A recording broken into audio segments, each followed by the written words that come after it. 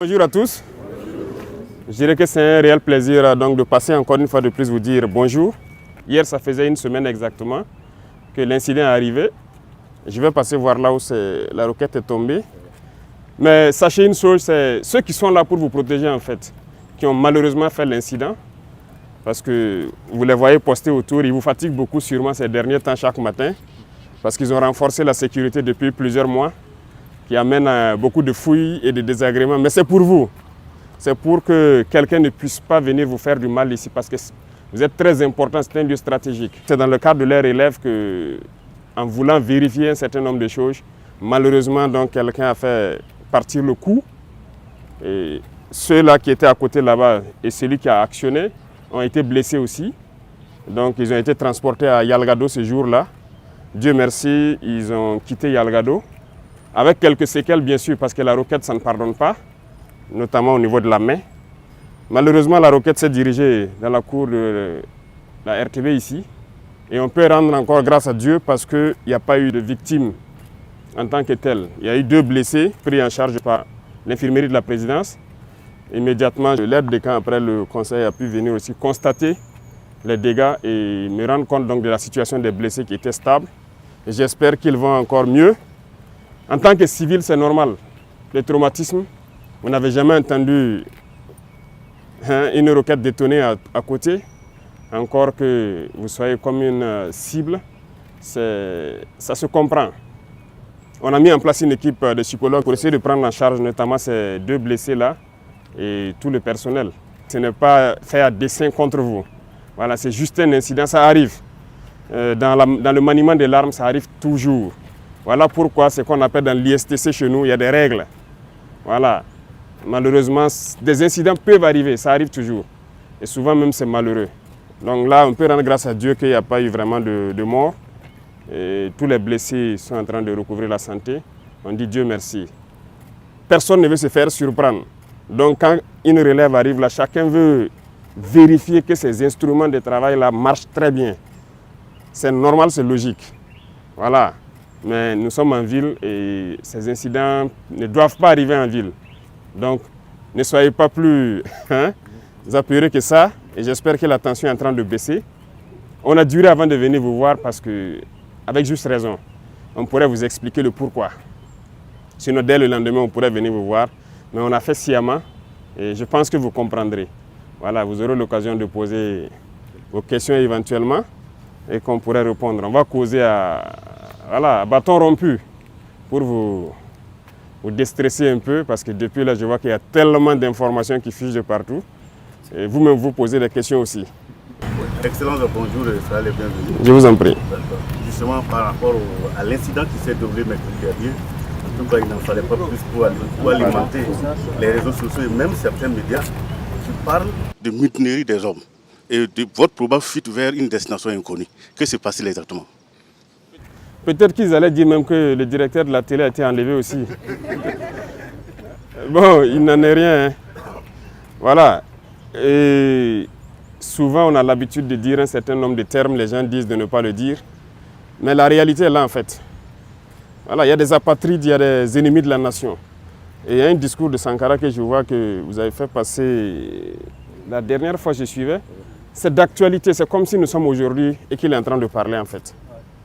Voilà, c'est ça la réalité. Il n'en est absolument rien. Nous sommes là et chacun devrait faire attention ce jour-là. L'incident s'est passé pendant qu'on était en conseil. Et si les gens avaient fui, est-ce qu'après le conseil, il y aurait eu un point de presse? Il y a eu point de presse, non? Mais comme ils ont l'habitude de mentir, comme ils respirent, ils essaient d'embobiner les gens. Ces individus-là, il ne faut pas les écouter. Hein. Ils veulent distraire les gens. C'est rien d'important. Nous, on ne fuit pas. Jamais. Nous sommes soldats et ça, c'est la dernière des choses qui vient en tête. On ne recule pas, on n'abandonne pas. Et on ne s'agenouille devant personne, à part nos parents et Dieu. Donc ça, c'est notre mentalité comme ça. Ils ont raconté tout ce qu'ils veulent et on les regardait. Justement à cause de ça qu'on n'est pas venu très tôt. Il fallait les laisser alimenter leurs mensonges. Et c'est ce que je disais, peut-être qu'ils allaient venir dire que le directeur a été kidnappé Et sa femme même qui croyait peut-être à leur ineptie, allait regarder que mais là je vois maintenant qu'ils mentent. Ils ont la haine en eux. Ils sont constipés intellectuellement. Et c'est ça qui fait qu'ils sont obligés de mentir. Parce que sûrement qu'ils ont pris, ils ont un pacte avec les impérialistes. Et ils sont obligés de travailler pour les faire croire. C'est des escrocs en fait. Sinon nous on est là, on continue de travailler, on est avec vous chaque matin, on passe. Voilà. Mais on ne voulait pas venir pour les laisser continuer jusqu'à aller se noyer eux-mêmes. Et je pense qu'ils se sont bien noyés maintenant. Toute l'Afrique a compris que ce sont des apatrides, ce sont des ennemis de la nation. Voilà, sinon il n'en est absolument rien. Nous sommes là, on travaille. Monsieur le Président, quelle est l'appréciation que vous faites du traitement de cet incident par les médias, notamment les médias occidentaux? Les médias occidentaux, ce n'est pas nouveau. Et ça tombe bien, vous êtes des journalistes, vous travaillez dans l'information. Vous voyez ce qu'on appelle les médias mensonges? Je pense que beaucoup ont compris maintenant. La plupart sont des médias menteurs. Ils ont passé le temps à mentir, à manipuler. Et aujourd'hui, quand je les regarde dans leurs reportages et tout ce qu'ils racontent, c'est honteux. Et c'est très bien. Ils sont arrivés même à prouver à toute l'Afrique, à tout le monde entier, qu'ils sont des menteurs. Et c'est bien. Je pense que la jeunesse africaine doit avoir compris, la jeunesse burkinabé doit avoir compris. C'est désabonner de ces gens-là, ne plus les écouter, parce qu'ils nous ont tous manipulés pendant longtemps. Voilà, vous avez plusieurs exemples chez vous. On prend la Côte d'Ivoire, qui n'a pas détesté Gbagbo? En tout cas, nous, notre génération, tellement ils ont menti sur lui, ils ont raconté du n'importe quoi, ils mettent la pression par l'information, vous finissez par détester la personne. Ils font un modèle de la personne pour vous imposer ça dans l'esprit. Vous finissez par détester la personne, on l'amène à la CPI, après on lui dit qu'il n'y a rien, il est coupable de rien. C'est sérieux ça? Kadhafi, on a laissé Kadhafi mourir. Voici les conséquences ici. Dictateur, il a fait ci, il a fait ça par leurs organismes. Ils mentent. RFI, quoi, je ne sais quoi, France 24, Le Monde, Jeune Afrique. Ils sont obligés de faire le travail qu'on les demande. Voilà, ils ne sont pas libres en fait. Il y a beaucoup de médias là, ils ne vivent pas de la publicité ou je ne sais quoi. C'est faux, c'est des gens qui payent. Et vous donnez l'information comme ils veulent. Voilà, même malheureusement ici, il y en a, au Burkina, il y en a. Il y en a plein. Voilà, quand on le dit souvent, les gens disent qu'on attaque les journalistes, mais il y en a. Je pense qu'il faut faire le choix entre gagner son pain, mais aussi aimer sa patrie en fait. C'est vrai, eux, ils se battent pour leur patrie. Tout ce qu'ils font, c'est à l'avantage de leur patrie, mais il faut se départir de ça. Et on voit des médias nationaux qui prennent pour référence ces médias-là. Souvent, on regarde certains journaux, ils citent, selon tel journal, c'est des menteurs. Ils n'ont aucune information, ils n'ont rien. Leurs reporters, c'est des menteurs. Parce que lorsqu'ils veulent s'attaquer à un pays, ils peignent le pays comme ils veulent. Ils disent ce qu'ils veulent du pays pour amener tout le monde à détester et pouvoir faire passer ce qu'ils veulent. Mais je pense que cette fois-ci, on a compris. Nous sommes en 2024. Et bien, c'est un jeu d'échecs. Allons-y, on verra bien ce que ça va donner. Donc il faut vous départir de ces médias-là. Bonjour, Excellence. En lien toujours avec l'incident de tir, certaines sources auraient indiqué qu'il y ait eu des mouvements d'avions, d'hélicoptères à Ouagadougou et à Dori. Qu'est-ce qui a expliqué ces mouvements d'hélicoptères, d'avions observés? On a dit que nous on a fui en hélicoptère pour aller à Dori. Et quand vous voyez des grandes personnes mentir, ça fait pitié. En réalité, c'était le mercredi, c'était le lendemain de l'attaque de Mansilla. On a lancé une opération à Mansilla. Et donc les hélicoptères envoyaient des troupes en renfort encore. C'est juste ça. Donc ils ont décollé ici, aller à Dori, aller prendre donc, des éléments donc, du 9e BIR. Il y avait des éléments de l'UGGN qu'ils ont pris ici à Ouagadougou, aller pour l'opération au niveau de Mansilla. Donc on a aussi appris ça comme ça. C'est vrai. Vous voyez, ils ont une tactique. Comme je dis, le peu de neurones qui les restent là, ils exploitent ça pour faire quelque chose de vraisemblable. Ils prennent toujours une information vraie. Et autour, maintenant, ils construisent leurs gros mensonges. Si vous n'êtes pas vigilant, vous allez croire que c'est vrai. Les hélicoptères ont réellement survolé. C'est vrai. Ça, c'est un fait. Tout le monde a observé. Alors, mais ils ont survolé pourquoi? C'est là la question. Donc, ils construisent le gros mensonge autour de ça. Tout le monde a vu les hélicoptères survoler, mais ils utilisent ça pour dire que, voilà, on a fui. Non, c'est faux. C'est la même tactique qu'ils ont employée quand les hélicoptères, les Ilyushin ont atterri à Ouagadougou. Il y a eu 6 vols d'Ilyushin à Ouagadougou. C'est vrai, les Ilyushin ont atterri. Mais ils prennent ça, et quand je les regarde, ils mentent tellement comme ils respirent. ils construisent quelque chose de gros autour, que c'est des Wagner et des militaires maliens qui sont venus. Bon, moi, je ne dirais pas militaires maliens, c'est des militaires de l'AES. Donc, ils sont militaires maliens, les sont libres de venir au Burkina quand ils veulent, comme ils veulent. Mais c'est faux. C'est archi faux. Les Russes sont déjà ici. Ils travaillent ensemble, ils sont là. Pourquoi encore on va faire venir? Oh ben c'est là, ils n'ont pas pu nous aider à faire ce qu'on veut. Ça ne veut rien dire. Secondo, je peux vous rassurer, ces avions par exemple qui ont atterri, les hélicos, je vous ai expliqué, les avions c'est du matériel des Nations Unies. Après la fin de la mission, les munitions sont restées à Gao, à Bamako, un peu partout. C'est le bateau Tombouctou qui avait commencé à prendre nos munitions d'ailleurs pour évacuer vers Bamako. Ils ont détruit ce bateau-là, donc on a trouvé d'autres moyens d'envoyer ça là-bas. Et là, c'est des munitions qu'on a ramassées venir, et il y a des munitions même d'autres pays qu'on va détruire ici. Donc il y a une structure des Nations Unies qui est la UNMAS, qui est au courant de l'opération, qui doit même superviser cette opération ces 2 jours-là.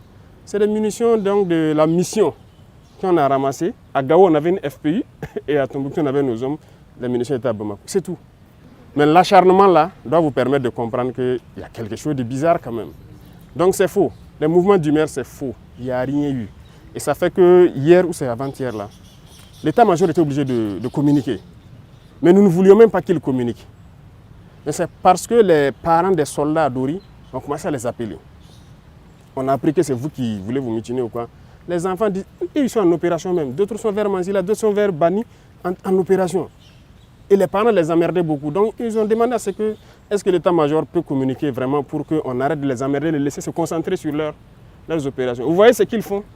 C'est pas bien. Sinon, il n'y a rien, absolument rien. C'est leur souhait peut-être. C'est leur souhait, mais ils ne verront pas ça se réaliser. Non, c'est une injure à nos soldats. Nos soldats sont beaucoup plus intelligents qu'eux. Ils savent ce qu'ils font, ils savent où est le pays, ils savent où on part. Excellence, dans certains milieux, on a même parlé de vacances du pouvoir et qu'au sein de l'armée, il y aurait des tractations pour désigner votre successeur. Est-ce que vous avez été tenu au courant de ces dites tractations? Si c'est vacant, qu'ils viennent prendre. Puisqu'ils ont dit qu'on a fui aller au Niger, non? Ils n'ont qu'à venir prendre. Ils s'asseyent là-bas pour faire quoi? Ils n'ont qu'à venir eux-mêmes venir prendre. Ils n'ont rien compris en fait. Mais comprenez-les, s'ils ont été payés et qu'ils n'ont pas atteint leur objectif, ils sont obligés de mentir pour justifier ce qu'ils font. Et ce n'est pas eux seuls. Vous voyez les Djibril Bassolé et autres là, ils se baladent à travers le monde, ils mentent, ils composent avec les terroristes pour tuer des Burkinabés, croyant qu'ils peuvent faire changer des choses. C'est révolu ça. Les gens ont compris. Donc il faut leur dire peut-être si c'est vacant, ils n'ont qu'à venir. Ils viennent prendre. Ces gens n'ont rien, ils n'ont pas d'enfants, ils n'ont rien dans l'armée. Et c'est vous qui vous asseyez là-bas pour essayer de manipuler les enfants d'autrui, espérant faire ce que vous voulez. Est-ce qu'ils sont intelligents? Ça, il dit, c'est une insulte. C'est une insulte même au peuple burkinabé de prendre les gens pour des enfants, raconter des balivernes et croire que les gens vont avaler ça. Non, les gens sont intelligents. Nous sommes en 2024. Voilà, c'est plus les années où les gens peuvent voir des informations comme ça et puis bondir dessus et tout. Mais retenez qu'ils ont plusieurs objectifs. C'est le chaos, c'est déstabiliser le Burkina, parce que notre ligne de conduite ne les plaît pas. Et ça nous réconforte. Ça nous réconforte, ça fait que nous, on veut aller vers notre objectif qu'on s'est assigné. Donc n'ayez pas de crainte à cela en fait. Beaucoup d'informations sont sorties, comme vous l'avez dit. Quel est votre message à l'endroit des Burkinabés de l'intérieur et surtout de la diaspora qui se pose beaucoup de questions sur la marche de la transition? Les gens vont comprendre. Nous voilà ici. Peut-être qu'ils vont dire que c'est du fake aussi. Venez me serrer la main, peut-être qu'ils vont croire que... Voilà, ça au moins c'est pas du fake. Voilà. C'est eux qui ont toute la technologie. Nous, on n'a pas encore à ce niveau-là. Voilà, donc nous, on est libre dans notre pays et il ne faut pas que les gens vont s'inquiéter. Je disais qu'ils ont beaucoup d'objectifs. L'un des objectifs, c'est de faire peur aux investisseurs pour dire que le Burkina est instable, le Burkina ne peut pas. Vous savez que le Burkina fait partie, depuis 2023, là, des 10 pays les plus attractifs en Afrique. Les investisseurs veulent venir au Burkina parce qu'ils voient de la vision. Ils voient que ce pays peut se développer avec ce que nous sommes en train d'entreprendre. Donc il y a beaucoup de gens qui nous visitent, qui viennent pour investir au Burkina. Et quand ils font ça, ça fait peur aux investisseurs. C'est leur objectif, donc c'est dire à ceux de Burkinabés de l'extérieur et d'autres investisseurs qui veulent venir au Burkina, c'est archi faux ce qu'ils racontent. Le Burkina est bien stable, ils peuvent venir, ils peuvent croire au Burkina. Et tous ceux qui sont à l'extérieur, tous ces médias mensonges-là, c'est du fake qu'ils racontent. Voilà. C'est l'un de leurs objectifs. Ils ont un plan en tête, c'est sûr. Mais nous sommes aussi au courant. On les attend de pied ferme. Voilà. Peut-être la prochaine phase, c'est de dire aux gars de la télé, de faire attention. Ce n'est pas exclu que le plan suivant, qu'ils essaient de hacker un certain nombre d'applications au Burkina Faso pour perturber certaines choses. On les attend. Voilà. Ils ne font rien pour rien. Quand ils commencent leurs mensonges, la désinformation, c'est en vue de quelque chose. Mais on les suit et on les attend de pied ferme. Et nous allons les apporter la réponse qu'il faut. Et ceux aussi qui sont à l'intérieur, qui continuent de manipuler avec eux, ils vont nous comprendre. Maintenant, c'est fini. Nous avons laissé le temps écouler pour qu'ils déversent tous leurs mensonges. On va agir de façon très ferme. Donc, il ne faut pas que les gens à l'extérieur vont se fier à je dirais des conneries comme ça. Voilà, ça ne veut rien dire. Et c'est malheureux que ce soit des Burkinabés qui se retrouvent à l'extérieur, qui participent à ça. Voilà, ils sont nombreux en Côte d'Ivoire, qui continuent dans ça. On ne sait pas ce qu'on a fait à ces gens-là. Mais ils n'ont qu'à continuer leur sale besoin. Personne ne va les écouter encore. Voilà, donc c'est rassurer tout le monde, les Burkinabés de l'intérieur, de rester sereins et imperturbables, il n'y a rien. Nous sommes là et nous continuons de travailler pour le bonheur des Burkinabés. Avec tout ce qui se passe, est-ce qu'il vous arrive d'avoir peur pour votre vie? Comment vous gérez émotionnellement tout ce qui se passe? La raison est Hélène, l'émotion est nègre. Vous voyez, ils jouent aussi sur l'émotion. Voilà, quand ils ont fini par faire comprendre à tout le monde qu'ils sont à l'origine des attaques. Et ils essaient de prendre ça pour créer l'émotion. Parce que dans leur tête, les nègres n'est qu'émotion. On se base sur l'émotion pour agir et tout. Parce qu'ils ont fait une analyse que c'est quoi? C'est une attaque qui a fait partir Rock. C'est Gaskindé qui a fait partir Damiba. C'est comme ça dans leur tête. Hein. Vous ne pouvez pas changer ça. Et il les faut créer un incident malheureux pour espérer que nous aussi on parte. Parce que le Burkinabé n'est qu'émotion. Non, ils ne connaissent pas le Burkinabé. On n'est pas qu'émotion. On sait où on part maintenant. Les gens ont compris l'essence de notre lutte. Nous, on n'a pas peur. On n'a jamais eu peur parce qu'on a eu la chance, je dirais, d'avoir fait le terrain et de vivre des situations où on aurait dû perdre la vie depuis. Je vous dis qu'il y a des situations où on est sorti dedans, on ne sait pas. C'est Dieu lui seul qui sait comment on est sorti dedans. Sinon, on ne serait pas là arrêté ici. Souvent, je m'assois, c'est vrai, je pense à certaines choses sur le terrain, je me dis, mais comment Dieu sait ce qu'il fait. Voilà. Donc, si c'est la peur, on ne connaît pas la peur. Ça, jamais. Et on prie Dieu ne jamais connaître la peur. Si on voulait connaître la peur, peut-être que si on avait commencé à s'embourgeoiser, on allait commencer à avoir peur. Mais voilà, ils attendent qu'on ait des comptes chez eux là-bas pour se lever un jour, dire tu fais ça ou bien on ferme. Ils n'auront jamais nos comptes là-bas. On s'en fout d'avoir des comptes là-bas. Voilà, on n'a pas de bien là-bas, on n'aura jamais de bien. Tout ce qu'on fait, c'est pour le Burkina. C'est le Burkina en paix. Nous, on ne veut même pas quitter notre Burkina. On est en paix ici. L'AES, c'est un grand espace. Si on veut aller faire du tourisme, on part à Bamako, à Niamey ou je ne sais, dans d'autres villes. On s'en fout d'aller ailleurs. On est bien dans notre espace ici. La peur, on ne connaît pas la peur. Non, on ne connaît pas la peur. On a décidé de s'engager pour la patrie. On sait tous les risques qu'il y a autour. On a abandonné toute notre vie pour ça. Pourquoi avoir peur? On a abandonné toute notre jeunesse là pour une mission pour la patrie. Donc il n'y a aucune peur. Vous pouvez rester sans crainte. Zéro peur. La prochaine phase à laquelle il faut faire très attention, c'est l'intelligence artificielle. Attention, parce que moi, il m'arrive de voir des vidéos de moi-même en train de parler espagnol ou de parler, je ne sais pas, chinois. Je remercie ceux qui le font parce qu'ils arrivent à traduire nos discours, mais c'est très dangereux. Donc cette phase va venir. Comme je vous disais, les hacking et tout ça, ça va venir. Donc restez concentrés, faites le travail patriotique que vous faites. Merci à vous, beaucoup de courage et j'espère que votre morale est remontée. N'ayez pas peur, ils sont là pour vous. Voilà. La visite surprise du premier de Burkinabé nous a apporté du baume au cœur. Ça nous a fait énormément de bien. C'est vrai que l'opinion est friande de nouvelles macabres. On en a entendu des choses qui frisent parfois le ridicule. Et ce qu'il faut retenir, c'est que le président a parlé comme d'habitude, c'est-à-dire c'est pas quelqu'un qui calcule. Il parle avec ses tripes, il dit les choses, ça vient de là. Donc voilà quoi, ça nous a rassurés. De toute façon, nous, en tant que professionnels de l'information, quand même, on savait trier le bon grain de livret quand même. Parce qu'il y a des choses, quand tu lis, tu entends, c'est gros comme le nez au milieu de la figure. Bon, ça peut passer au sein d'une certaine opinion, mais au niveau des professionnels de l'information, ça ne passe pas. Mais c'était bon qu'il vienne. C'était bon. Et on a passé des moments très agréables avec lui, comme d'habitude, avec son sourire, les choses qui... Moi, j'aime les gens qui parlent avec les tripes. Voilà, c'est pas un politicien. Voilà. Ces jeunes-là sont en mission et ça se voit. Il faut dire que ça nous rassure. Pourquoi? Parce que déjà, le voir même physiquement relève justement de cette assurance-là.